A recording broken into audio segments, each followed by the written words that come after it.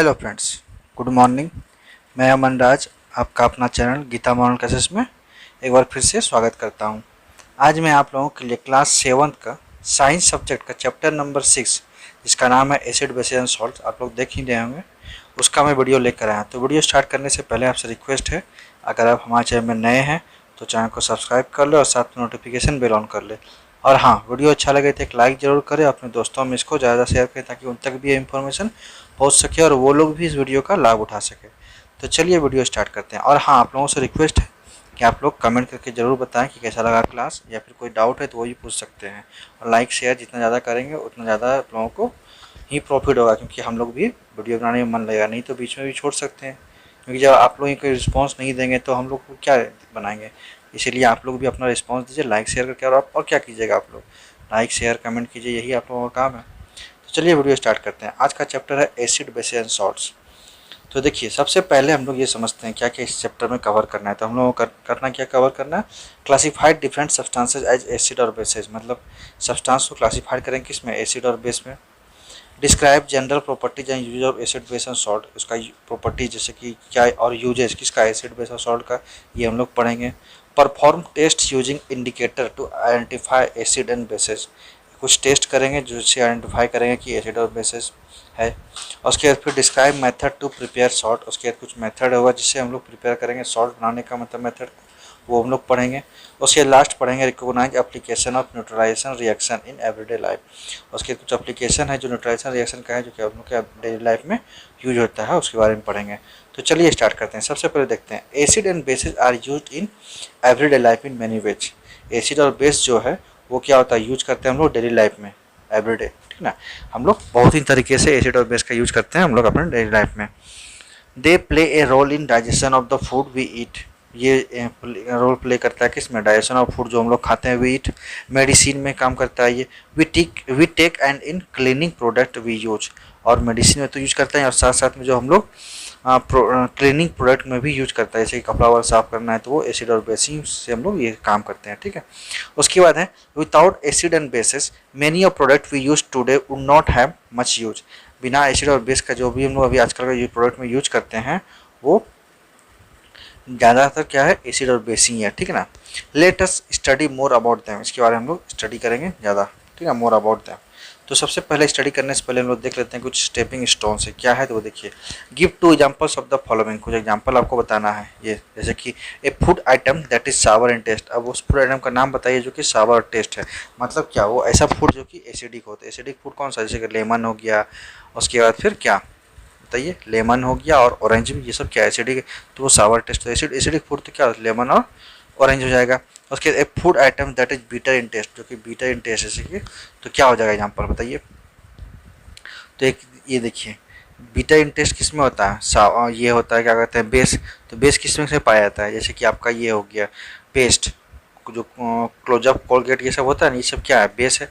तो ये हो गया। उसके बाद फिर क्या कहते हैं, क्लोजअप को फूड आइटम बोला जा रहा है, सॉरी ये फूड आइटम नहीं, फूड आइटम में आपका हो जाएगा बेसिस में क्या हो जाएगा, फूड आइटम जैसे कि आपका हो गया क्या कहते हैं, फूड आइटम बेकिंग सोडा हो गया, वो बेस है। उसके बाद जो कि केक में यूज करते हैं।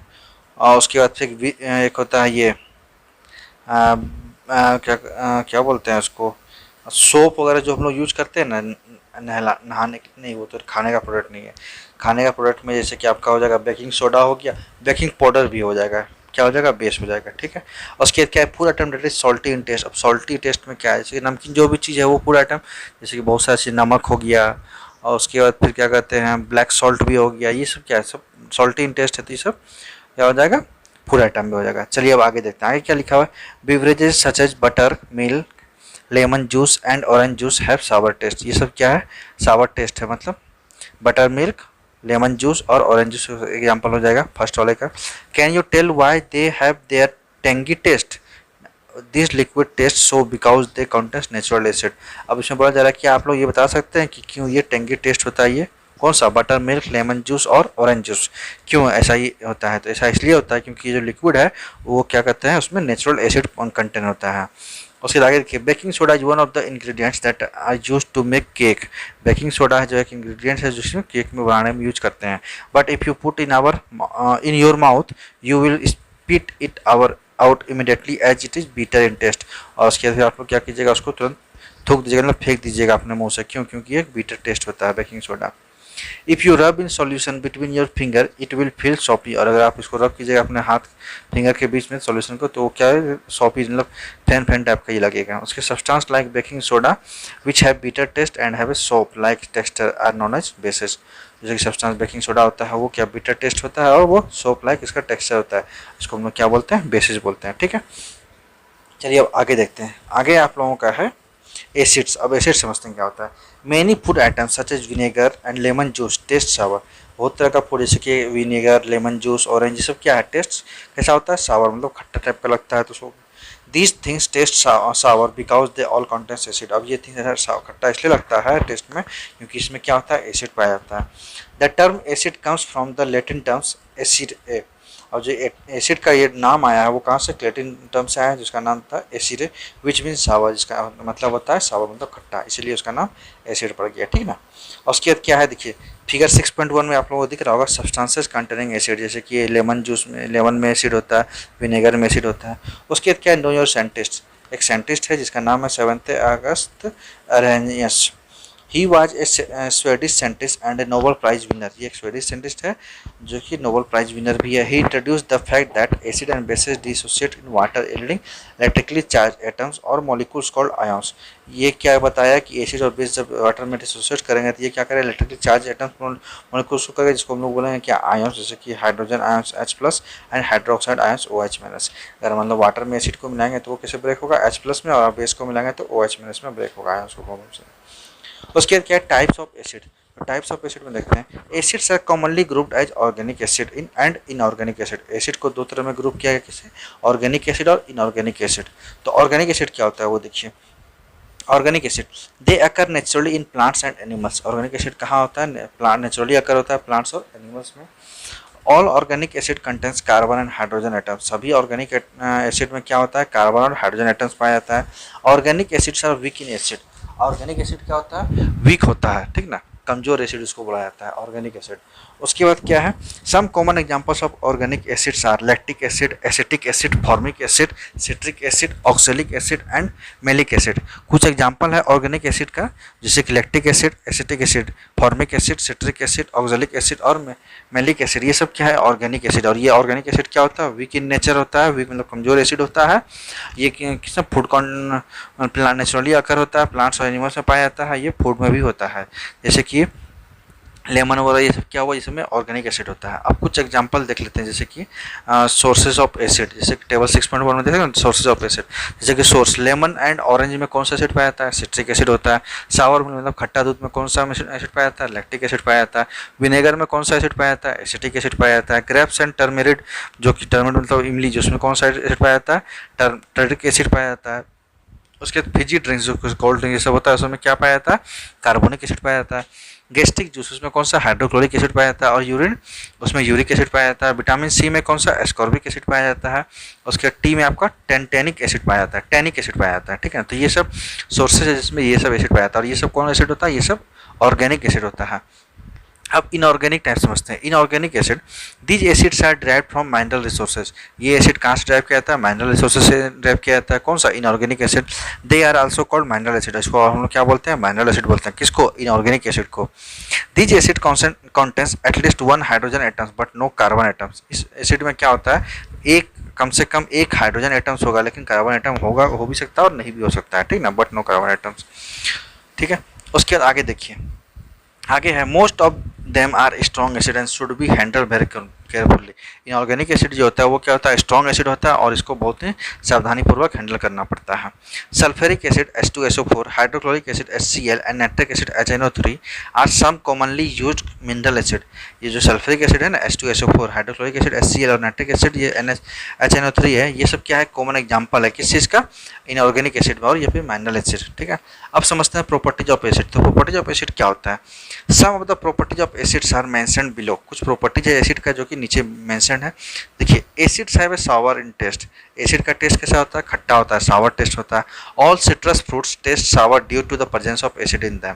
देखिए अब जितना भी खट्टा वाला फ्रूट्स होता है सिट्रस फ्रूट, उसमें उसका टेस्ट कैसा होता है, खट्टा होता है। क्यों? क्योंकि उसमें एसिड्स प्रेजेंस होता है। ठीक है, they are corrosive in nature, acid क्या होता है, कोरोजिव इन नेचर होता है, मतलब जंक लगने का कोरोजिव होता है ना, वैसे कोरोजिव इन नेचर मतलब किसी चीज़ में मेटल में जाएगा तो वो क्या जंक लगा देगा।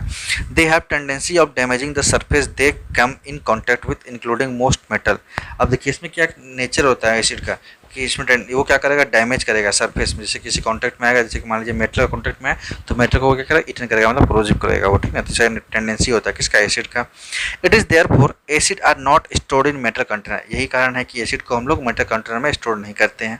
दे are usually stored in glass container, और इसको कहाँ हम लोग स्टोर करते हैं, ग्लास कंटेनर। मतलब एसिड को जैसे देखते होंगे लैब में, केमिस्ट्री लैब में, एसिड को हम लोग कभी भी देखें कि मेटल कंटेनर में रखते हैं, नहीं, हम लोग एसिड किस में रखते हैं, हम लोग एसिड को क्या करते हैं, ग्लास कंटेनर में रखते हैं। किस में रखते हैं हम लोग, ग्लास वाला बर्तन में। उसके ये क्या होता है, देखिए स्टोर इन ग्लास कंटेनर। उसके बाद फिर exposure of eyes and skin to acid, eye के कांटेक्ट और स्किन के कांटेक्ट में आने से एसिड क्या करता है, डेंजरस होता है। ठीक है, एसिड क्या होता है, डेंजरस होता है। They are usually stored in glass container. Exposure of eyes and skin to acid could be dangerous, जैसे कि आई और स्किन के कांटेक्ट में अगर एसिड आता है तो क्या होता है, ये डेंजरस होता है, क्योंकि एसिड क्या करता है, किसी भी चीज़ को जला देता है। ये बहुत स्ट्रॉन्ग एसिड, मतलब इसका एसिड का नेचर क्या होता है, कोरोजिव नेचर होता है। मतलब ये मेटल को भी जब वो रिटर्न अप कर मतलब डैमेज कर सकता है, तो स्किन से तो बहुत नॉर्मल, क्या कहते हैं, नॉर्मल चीज़ हुआ उसके लिए, एसिड के लिए। ठीक है, one should always be careful while handling acid, इसलिए एसिड को बहुत ही केयरफुल्ली हम लोग हैंडल करते हैं। They turn blue litmus red, third property क्या है, एसिड जो है ब्लू लिटमस पेपर को क्या करता है, वो रेड में कन्वर्ट कर देता है।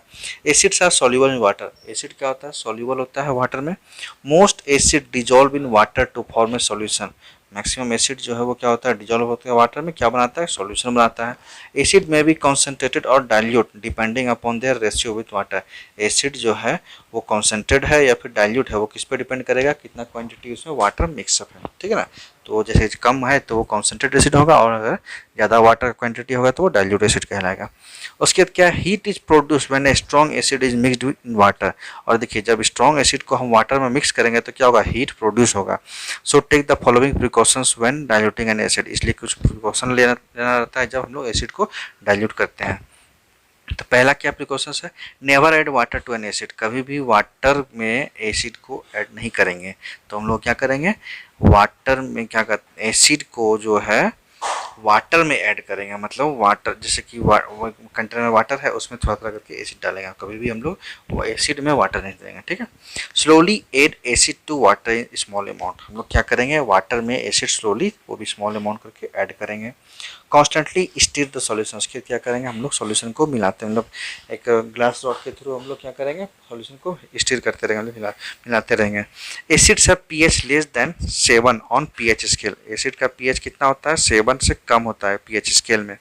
पीएच स्केल रिफर फिगर, जैसे कि नीचे आप लोग फिगर देख रहे होंगे, 6.3 पीएच स्केल है ये, 0 1 2 3 4 5 6 7, 7 जो होता है वो न्यूट्रल होता है, और 7 के नीचे जैसे 6 5 4 3 2 1 0 ये सब क्या होता है, एसिड होता है। और जो 1 0 होगा 1 होगा ये सब ज़्यादा एसिडिक, स्ट्रॉन्ग एसिडिक होगा। और 7 के आगे जैसे 8 9 10 11 12 13 14 जो होता है स्ट्रॉन्ग बेस होता है, और 7 के बाद जितना वो सब बेस में आता है, बट स्ट्रॉन्ग बेस क्या होगा, 14 होगा, और स्ट्रॉन्ग एसिड 0 होगा। उसके बाद क्या, pH scale refer figure given below is a scale used to find whether a substance is acidic or basic। pH scale क्या बताता है कि सब्सटेंस एसिडिक है या फिर बेसिक है। अगर 7 से कम आया तो वो सब्सटेंस एसिडिक होगा, और 7 से ऊपर आया तो क्या होगा, वो बेसिक होगा। ठीक है, तो pH scale इसी को बोलते हैं। चलिए अब आगे देखते हैं। आगे है आपका pH less than 7 is acidic और pH greater than 7 is for base. जो pH अगर 7 से कम होगा, 7 से कम होगा तो वो क्या सब्सटेंस होगा, एसिडिक होगा। और pH अगर 7 से ज़्यादा होगा तो क्या होगा, वो बेस होगा। और pH अगर 7 होगा तो वो क्या होगा, न्यूट्रल सब्सटेंस होगा। ठीक है ना। When acid react with certain metals they form salt and given out hydrogen gas. जब एसिड को रिएक्ट कराते हैं किसी सेंट्रल मेटल से तो क्या बनाएगा, वो सॉल्ट का फॉर्मेशन करेगा और साथ में हाइड्रोजन गैस बनाएगा। जैसे कि देखिए acid plus metal equal to क्या होगा, salt plus hydrogen gas. For example 2HCl, ये क्या हाइड्रोक्लोरिक एसिड है, प्लस Mg, Mg क्या है, मेटल है, मैग्नीशियम, इसको क्या बनाएगा तो MgCl2 magnesium chloride plus H2 gas, hydrogen gas. MgCl2 क्या है, सॉल्ट है, और H2 क्या है, गैस है। मतलब कहने की बात यह है कि एसिड को अगर हम लोग मेटल में रिएक्ट कराएंगे तो क्या बनाएगा, एक सॉल्ट बनाएगा जो कि MgCl2 होगा, और साथ में हाइड्रोजन गैस मतलब बनेगा, फॉर्मेशन होगा। अब देखिए metals such as sodium and potassium are also acted upon in a similar way by acid। अब देखिए मेटल जैसे कि सोडियम और पोटासियम जो है ये भी क्या करते हैं, सिमिलर वे में भी एसिड से एक्ट करेगा, जैसे कि ये सब रिएक्ट कराएंगे एसिड से तो वो भी सेम इसी तरह का फॉर्मेशन होगा। Less reactive metals such as copper, gold and silver do not react with dilute acid. अब देखिए जो लेस रिएक्टिव मेटल जैसे कॉपर हो गया, गोल्ड हो गया, सिल्वर हो गया, ये सब एसिड के साथ, डाइल्यूट एसिड के साथ रिएक्ट नहीं करता है, ठीक है ना। तो ये किसी से रिएक्ट करेगा, ये कॉन्क एसिड मतलब हाइयर कॉन्सेंट्रेशन एसिड का होगा तो उससे वो रिएक्ट करेगा, ठीक है। डाइल्यूट मतलब क्या, लो कॉन्सेंट्रेशन एसिड का, उसमें वाटर का कॉन्सेंट्रेशन ज़्यादा होगा डाइल्यूट मतलब। इसलिए लेस रिएक्टिव मेटल जैसे कॉपर, गोल्ड ये सब होता है, सिल्वर, ये सब रिएक्ट नहीं करता है डाइल्यूट एसिड, कॉन्क एसिड से वो रिएक्ट करता है। अब एक्टिविटी है, एक्टिविटी नंबर 1। एक्टिविटी नंबर 1 में क्या है, place a few iron filing into a test tube. क्या करना है आपको, कुछ आयरन फिलिंग्स को लेना है और उसमें टेस्ट ट्यूब में carefully add 2 drops of dilute hydrochloric acid. अब क्या करना है, carefully 2 drops dilute hydrochloric acid का उसमें ऐड करना है, किसमें, टू द मेटल में, आयरन फिलिंग जो कि मेटल है उसमें ऐड करना है। रिकॉर्ड योर ऑब्जर्वेशन, आपको क्या करना है, ऑब्जर्वेशन को रिकॉर्ड करना है। Collect the gas evolved by putting your thumb on the mouth of the test tube and bring a burning matchstick carefully near the test tube। उसके बाद क्या करना है, गैस को जो है टेस्ट ट्यूब के माउथ के पास क्या करना है, थंब लगा के उस गैस को कलेक्ट करना है, और उसके बाद क्या करना है, एक मैच स्टिक मतलब जला हुआ मैच स्टिक को जलते हुए मैच स्टिक को लेके आना है उसके नज़दीक, टेस्ट ट्यूब के माउथ के नज़दीक। You will hear A pop sound, उसके बाद आपको क्या दिखेगा कि पॉप साउंड का आवाज़ निकल रहा है। And find that the flame gets extinguished, उसके बाद क्या होता है, फ्लेम जो है बुझ जाता है, मतलब जो मैच स्टिक का जला हुआ है वो बुझ जाता है पॉप साउंड करने के बाद। The pop sound confirm the release of hydrogen gas, और ये पॉप साउंड किस लिए होता है, क्योंकि ये कंफर्म करता है कि हाइड्रोजन गैस ही है, क्योंकि हाइड्रोजन गैस जब रहेगा तभी पॉप साउंड निकलता है, तो नहीं निकलता है। तो पॉप साउंड क्या कंफर्म करता है कि ये हाइड्रोजन गैस का रिलीज हो रहा है, किसमें, जब डाइल्यूट एसिड आयरन के साथ रिएक्ट कर रहा है, आयरन जो कि क्या कहते हैं, मेटल है। उसके बाद क्या है, and the flame get extinguish because the hydrogen does not support combustion. अब जो फ्लेम है वो एक्सटिंग्विश के अंदर बुझ जाता है, क्यों, क्योंकि हाइड्रोजन कभी सपोर्ट नहीं करता, किस लिए, कंबसन लो, आग चलने के लिए। अब देखिए कुछ क्वेश्चन है, activities should be perform under adult supervision, और ये एक्टिविटी आपको क्या करना है, एडल्ट सुपरविजन टीचर के सामने करना, अपने अकेले में नहीं करना, ठीक है दोस्तों। तो आज वीडियो को यहीं पर रखते हैं, नेक्स्ट क्लास में इसके आगे का पढ़ेंगे टॉपिक जैसे कि यूज ऑफ एसिड। तो आज हम लोग यहीं तक रहने देते हैं, और वीडियो स्टॉप करने से पहले आपसे रिक्वेस्ट है, अगर आप हमारे चैनल में नए हैं तो चैनल को सब्सक्राइब कर ले और साथ में नोटिफिकेशन बेल ऑन कर ले, और हाँ वीडियो अच्छा लगे तो एक लाइक जरूर करें, अपने दोस्तों में इसको ज़्यादा शेयर करें ताकि उन तक भी इंफॉर्मेशन पहुंच सके और वो लोग भी इस वीडियो का लाभ उठा सके, ठीक है दोस्तों। तो फिर मिलते हैं, थैंक यू।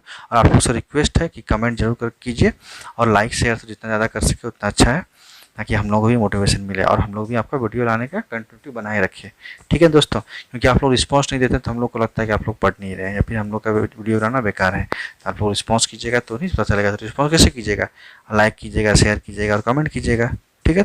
तो कमेंट कीजिएगा जरूर। तो मिलते हैं फिर, तब तक आप लोग पढ़ाई अपना जारी रखिए, ठीक है, थैंक यू।